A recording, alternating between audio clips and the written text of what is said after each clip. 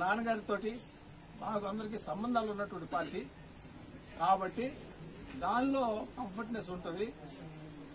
దేనికోసం ప్రజల కోసం మనకి అవకాశం ఇస్తున్నాడు అనేటటువంటిది నాకు గ్రహించి నేను ఆవిడ్ని బలవంతం చేశాను. ఆగిపోతాను ఇక ఎందుకు, మనం మంత్రి కూడా చేశాము ఇంతవరకు చాలు కదా, మనం మళ్ళీ ఇంకో పార్టీలోకి వెళ్ళి మనం ఏదో మళ్ళీ మారామని చెప్పు అదేదో అనుకుంటారు. అప్పుడు పార్టీ ఇంకా అధికారంలో రాలా బీజేపీ. నేను గట్టిగా ఫోర్స్ చేసి ఆవిడ్ని లేదు ఉండాల్సిందే అని చెప్పి ఆ రోజు చేయడం జరిగింది. అలా ప్రస్థానం ఎక్కడికక్కడికి అది నెట్టుకుంటా వస్తుంది.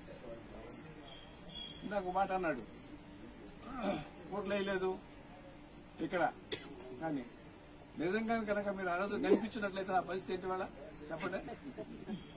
అవకాశం ఎత్తుకునేటట్టు ఉండేవాడినా, అవకాశం ఎత్తుకునే తిరిగేవాడినా తిరగను కదా. మరి ఎవరు చేశారు ఇది? మీరు కాదు, కొంత చేశాడు. నా మంచి కోరి చేశాడు.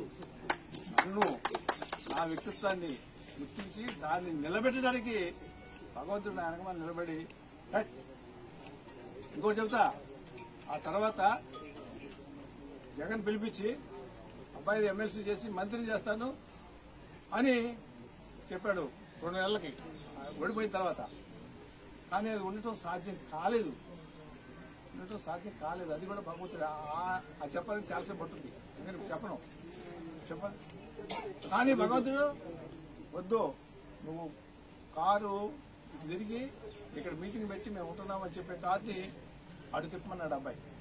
ఎటు హైదరాబాద్ ఉండేది లేదు, ఎమ్మెల్సీ లేదు, మంత్రి లేదు, వద్దునా మనం ఇటు కండిషన్స్ లో మనం ఉండేటటువంటి పద్ధతి కాదు. కాబట్టి Subscribe us and press the bell icon for more interesting updates.